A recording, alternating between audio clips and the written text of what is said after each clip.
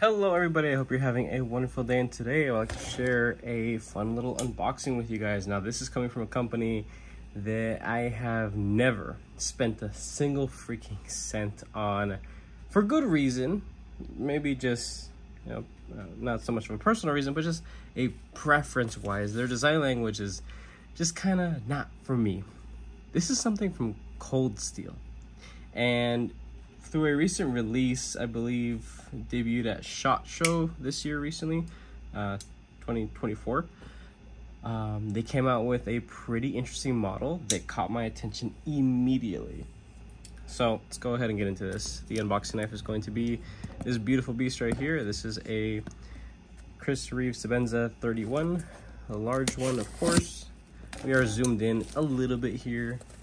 We're on the sticker table because my current workspace, well, it's a freaking disaster right now. Hopefully there isn't any information. All right, here we go. There we go. FM1, Full Metal 1. And this model is called the, well, when you go to look on the Cold Steel website, it says Full Metal Atlas. But as far as I know, the lock itself is called the Atlas lock. So maybe this model is just called the FM1, which is pretty cool, right? It sounds fancy, sounds tactical. Let's go ahead and get through this tactical tape right here. And we just cut the cardboard anyway, whatever. Now, the reason why I've never bought anything from Cold Steel, I have nothing against the company, it's just their design language is just not for me. But when they showed this thing off, I was just like, damn, that looks really freaking cool. See here, Cold Steel Atlas. I'm glad that it's on the spine and out of the way of covering up, this side, but there's still plenty of billboarding. That's just something that Cold Steel kind of just does. It's very shouty. I think it's kind of, it cheapens it. It does. It really does. I'd rather spend my hard-earned money on something that's, a little bit on the classier side, but to each their own, of course. Now here we have full titanium scales. I believe there might be something inside that is steel, possibly, but maybe not, because this thing is just stupid thin. All right, let's get this thing out. I'm cooking in here. It's like 111 today. Whoa, okay, that is pretty nice. Okay, now to disengage, it's here, the Atlas lock. It's not super deep. It feels, appropriately jimped. Oh, I'm a little sweaty right now, but I slipped off of that a little bit. It's kind of a weird spot. Maybe you could, can you do? Yeah, look at that. You can do one of those. You know what? That sounds really nice, and the deployment is pretty nice as well. Now, it is a little crunchy in there. You hear that? That is most likely going to break in. See there, that's the contact point where the lock goes up behind. See there?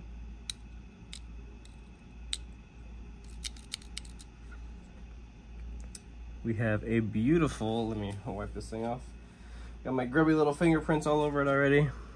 A beautiful semi-polished tumbling stone wash on S35 yen, which is good blade material, especially for the price. This thing is just at, I believe, $200, somewhere around there. There's a little slip that came with it. It might say what it was exactly. I'm not 100% sure, but I think it was around there. There are two different variations, and the reason why I don't have a whole lot of information is because this is just an unboxing and first impressions. It's in a review or anything. Of course, in a couple weeks now, I'll give you guys my honest opinion about this thing. I think I'll have a good time fidgeting with it. I hope it breaks in, right? Because that sounds really crusty.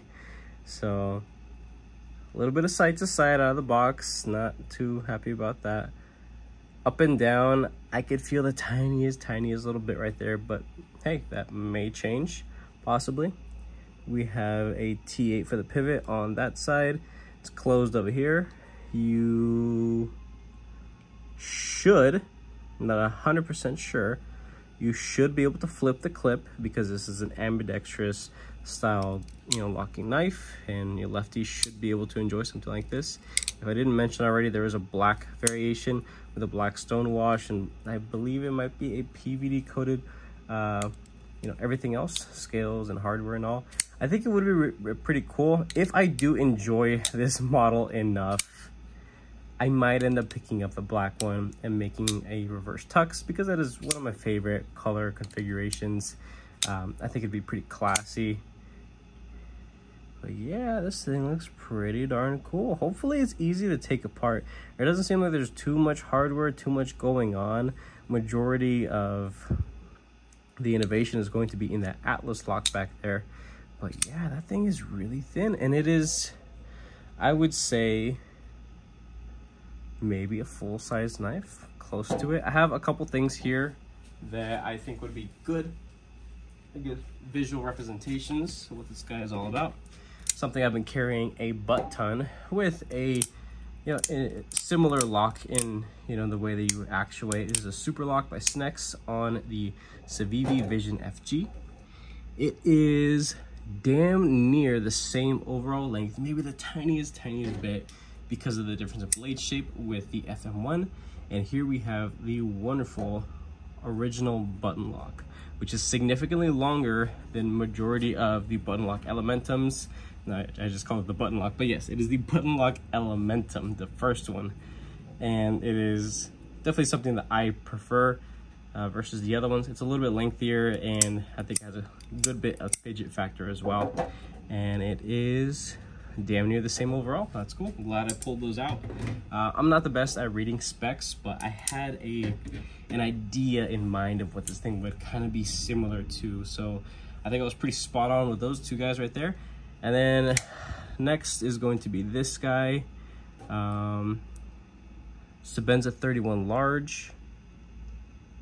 It is a tad bit longer overall than the FM1. So cool.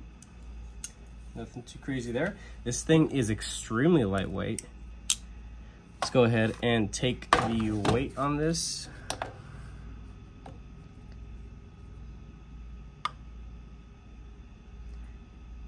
All right, just under 4 ounces, 3.9. That is quite impressive.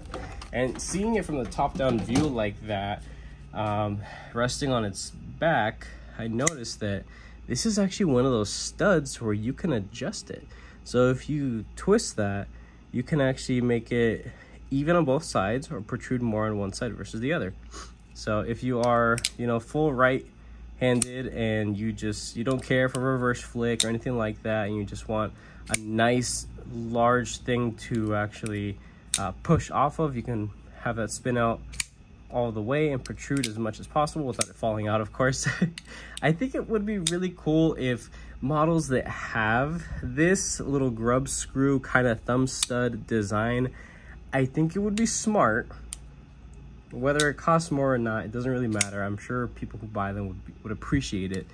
But not talking about the money, we're talking about the just in case, right? I think it would be really cool to have an extra grub screw style thumb stud, just in case, right? Just in case it falls out. You could put Loctite on there if you want.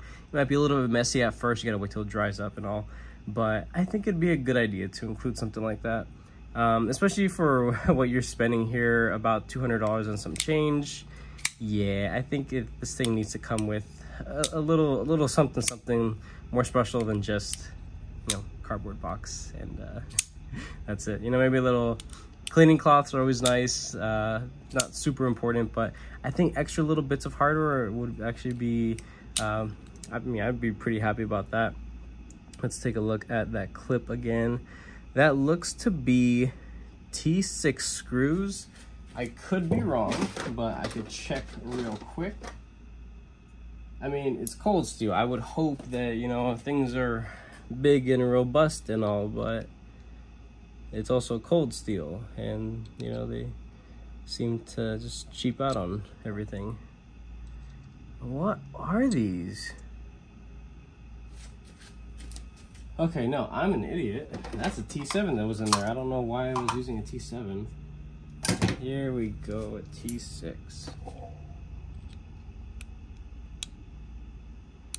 Yep. So 2 T6s, not the end of the world, really not that big of a deal.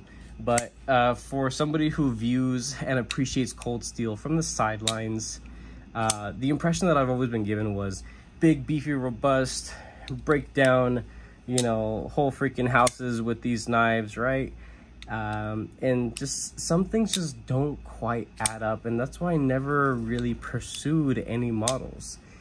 Now, I've handled a handful of different models from family members or people in my, I guess, workspace or past workspace. I had a buddy who's a really big cold steel fan. He likes the super crazy overbuilt knives. If you're watching this, I know you know who you are, but he likes super impractical things. And it's funny because this is he has a very urban environment, working condition, and the stuff that he carries is just, yeah, it's just not appropriate at all. But, you know, to each their own, of course. Everybody's going to carry whatever they want, enjoy whatever design language that they want, whether it's super tactical or minimalist or really high-end or, you know, big and beefy and what, like, it doesn't really matter. If you love knives, that's great. But this is something from Cold Steel that really caught my attention, and that's pretty difficult to do, especially coming from Cold Steel. So, I am quite impressed, right? I love the shape, beautiful spear point, drop point kind of blade style, a little flat up here. It's majority, you know, flat ground, but no swedge or anything fancy, right? The actual cutting bevel is pretty tall. I think this thing's going to be a good performer right out of the box. That is nice. That looks like a 16 to 17 degree edge, really. So this thing should be pretty nice to sharpen. Let's go ahead and test the factory edge sharpness. Let's just go ahead and cut into the invoice thing that came with it. Oh yeah, that is good. That is really good. You know, I am very impressed with that factory edge. That was super clean, not super aggressive and bitey. That actually felt relatively refined. That's nice. That's really nice. I'm talking Spyderco factory.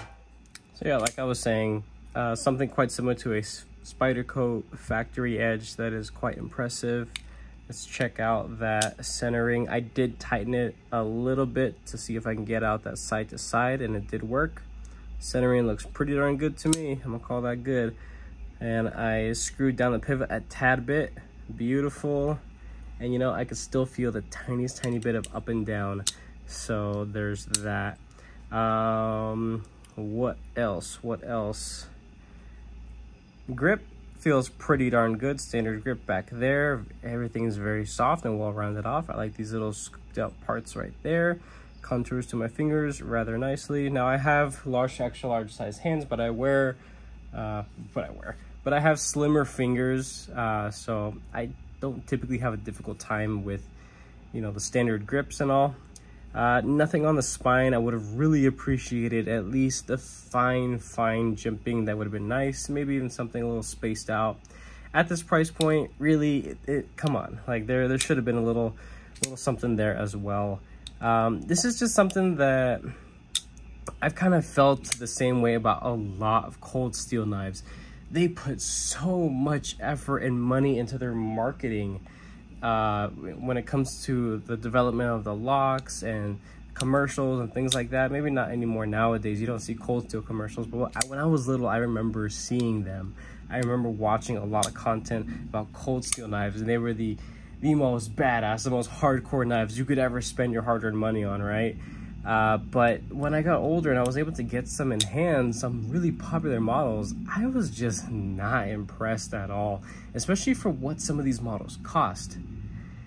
Really, I don't think a lot of their models are actually worth the money because of the poor choice in materials when it comes to their quality control stuff that I've seen, right? It's hit or miss. It's definitely something that still needs to be improved upon, right? And I know cold steel is no longer on its own. There's a larger entity that owns the brand, which is, you know, great and all. But I hope, with that being said, that there's more funding putting towards the actual for enthusiast people that where the money's actually at, people willing to spend for nicer materials but still enjoy the thought of a super robust locking system, and people that really just like the design language but want something a little bit nicer, a little bit more higher end looking, right? And I know that's not the idea that cold steel was started with, but that's what the market is right now. People want nicer things. There are so many companies that are wonderful examples of having their budget-friendly end and their high end. And typically there is a justifiable difference between the two. You can see the money where it's coming from when it comes to the improvement in materials and things like that. But besides all that nonsense, I think I'm gonna have a good time with this. Thankfully, I was able to get that side to side out. With a pivot, I don't know if it's washers or bearings. If it is washers or bearings, to me, I don't really care too much. I have plenty of things in my collection that are on washers and I enjoy them quite a bit. This is a great example here. I have a handful of knives that I actually pulled out while my phone was cooling down, of things that I like to carry because it's freaking hot right now and I'm wearing shorts and I'm lounging around the house. Even if I am going to work, I still don't want to carry something big and beefy. Now, if I got something recently for review purposes, like that Chris Reeve, of course I'll carry it. I gotta use it, right? But it's gonna weigh down your pants a little bit. But I've been carrying stuff like this, right? So here at the top, CGRB Pyrite Light, not really that light. The FM1 is definitely going to be going in the pocket and seeing a lot of use. CPM Rex 45, Manix 2 lightweight, that thing is freaking awesome.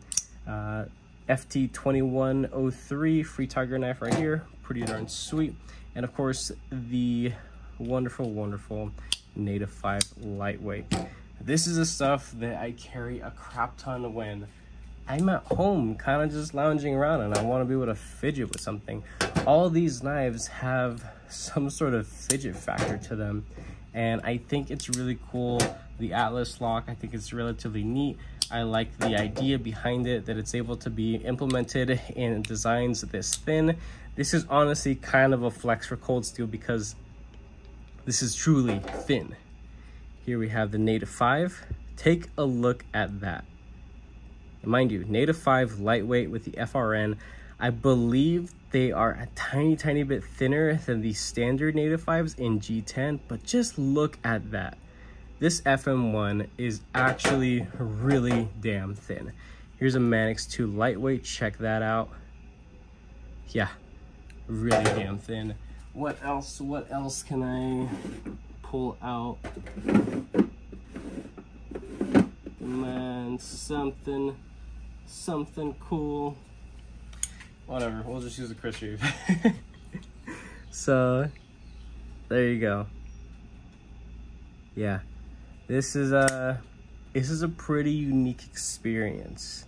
So maybe I will find the value somewhere in this, and I'll be able to come to you guys and tell you guys in a couple weeks here, yeah, this is definitely worth the money, or just be completely blunt and honest and just say it's not worth the money, but if you like the design, then go ahead. I'm not gonna tell you what to do with your money, but if you guys are willing to hear me spiel about whether I think it's worth it or not, you know what, it's there's a lot here.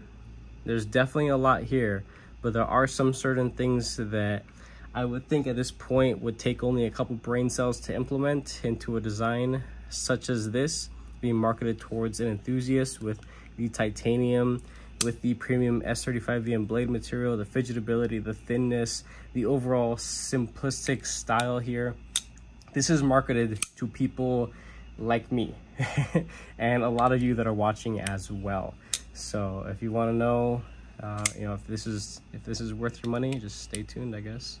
So with that being said, I hope you guys enjoyed this video. If you did, go ahead and leave a like down below. If you are subscribed, thank you so much. I appreciate all your support and your patience, of course. If you're not subscribed, please consider subscribing because I put more videos and content coming you guys this way.